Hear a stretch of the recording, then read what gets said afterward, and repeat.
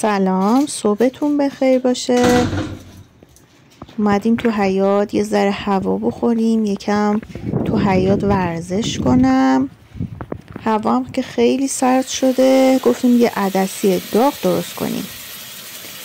برای درست کردن عدسی اول یه پیاز متوسط رو خرد میکنیم و با روغن سرخ میکنیم.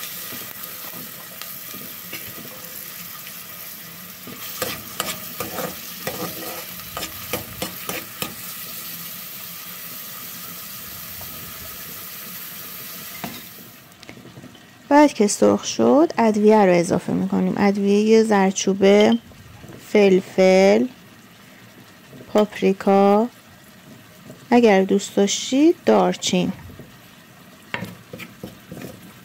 اضافه میکنید. اگه دوست نداشتید آخر پخت میتونید اضافه کنید.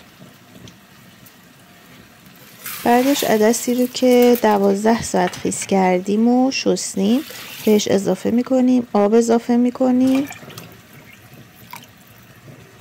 بعد یه مقدار رو به گوجه میزنیم.